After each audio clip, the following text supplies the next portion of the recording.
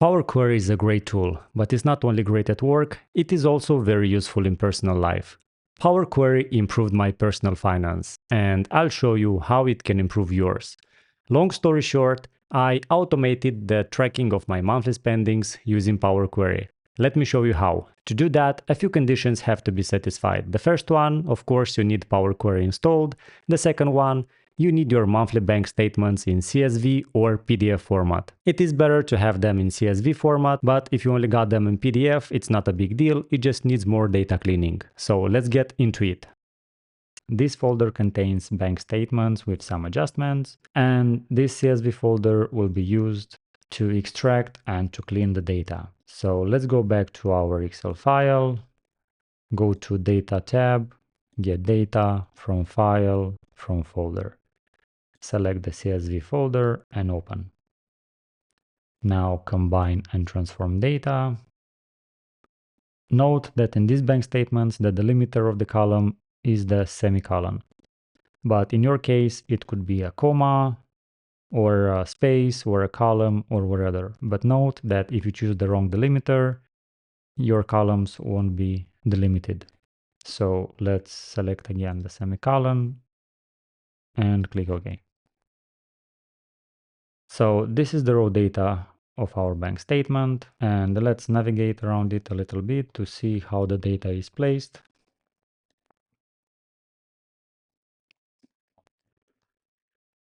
The first thing to do is to delete this change type step, and there are some columns that we don't need. So I think we will need this column and maybe this too. Right click and remove other columns. So as I can see, this column is for the incoming money and this one is for the outgoing money. So here we received money from the employer. Here we have the POS purchase, another POS purchase, and so on. So since we are tracking only the outgoing money, we will delete this column. Now, within the second column, we have some more details regarding the transactions.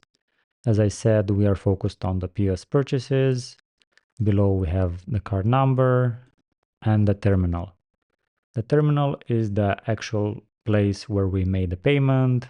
In my case, here is a supermarket, then is another supermarket, here's a payment for parking, here I receive some money from my girlfriend, and so on. So basically what we will do is to clean the data, so we will have the date, the terminal, and the value.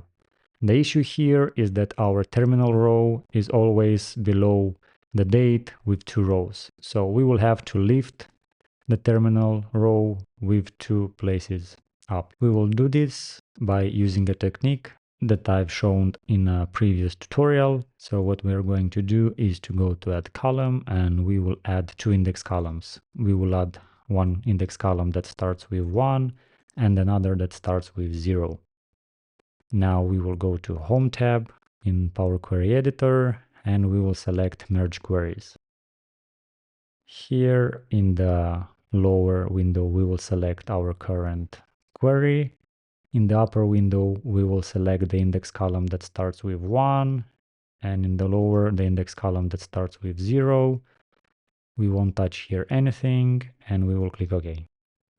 Now a new column has appeared. We will click on these separating arrows. We will unselect everything and we will choose the column that we want to lift up. In our case is the second column. So we will choose it and click OK. Now you can see that the POS purchase has been lifted by 1 position up, and also the terminal. So we need to do it one more time. Go to Merge Queries, select the current query in here, select the index column that starts with 1 in the upper window, the index column that starts with 0 in the lower window. OK. Click on the separating arrows, and here instead of selecting the second column, we will select the newly created one, this, and OK. So now if we go to the terminal row, we can see that it is aligned with the value and with the date. So with that being done, we will select the columns that we won't use and we will delete them. And this one. Now let's reorder it. So now we have a column that will represent the date. This column will represent the transaction. And this column will represent the value. Further, what we can do is to filter a little bit the rows in here. So we could filter by the date column, click on the arrow from the date column and unselect the blank rows. Let's check if we have any other rows that we want to get rid of. It seems we have another one. Let's get rid of it also. So now our rows contains only date. Now let's go to the transaction column. Here we can see that beside the terminal rows, we have some from account and to account rows. We can also filter that.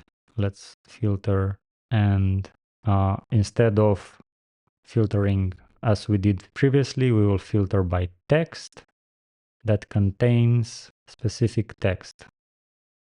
So if our row contains the word terminal, then they will remain. So now it seems we have everything filtered. We could also remove the terminal word. So right click, replace values, and replace terminal with nothing. Let's correct the date format. And here from text, let's change it to currency. And let's rename the query. Now we are ready to load.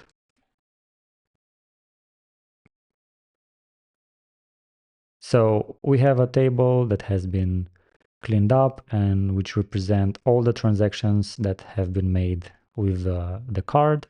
What we can do is if we go to our folder and if we insert another bank statement within the CSV folder, then we go back to Excel and click refresh, we can see that the November has been added automatically.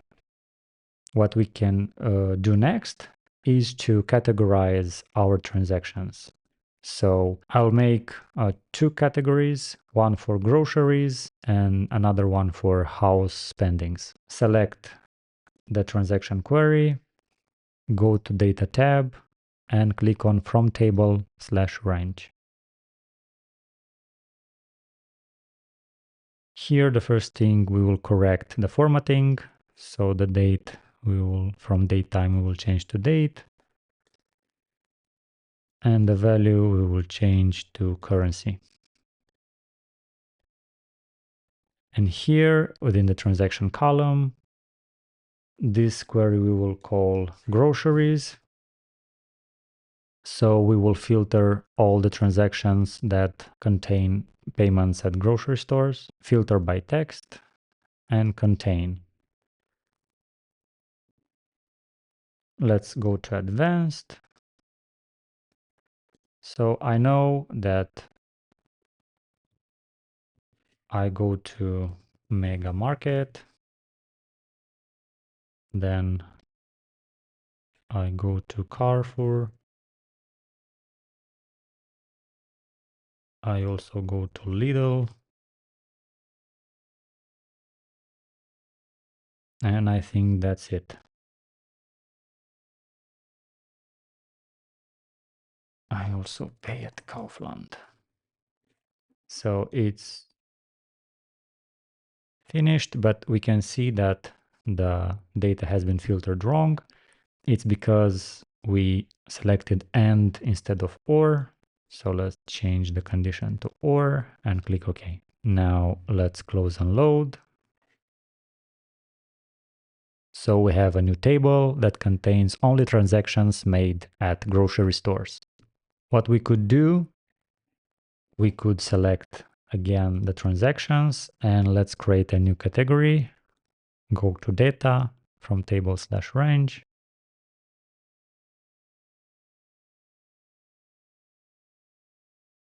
change this name to house spendings.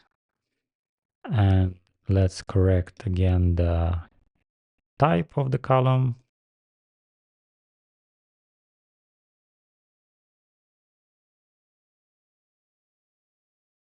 And now we will filter the text that will contain the spendings for the house. Let's go to advanced. So Home Depot. Let's also add Netflix in here.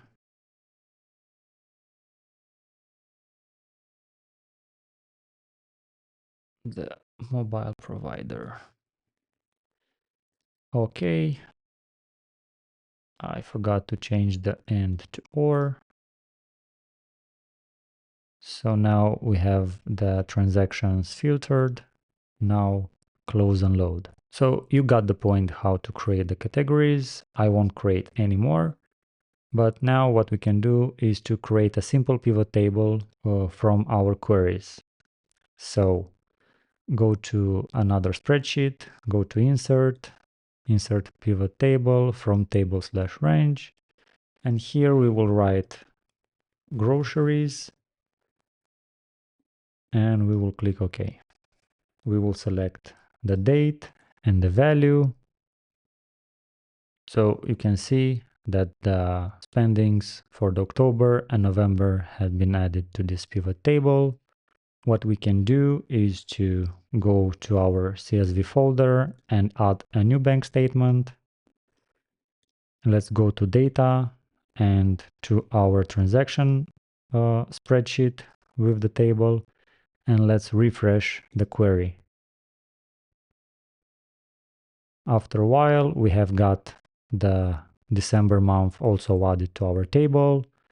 Let's check the other ones. It seems that November hasn't been added to the table. We need to refresh it manually. Select the grocery query, right click and refresh. Now you can see December has been also added. And let's go to our spreadsheet with the pivot table.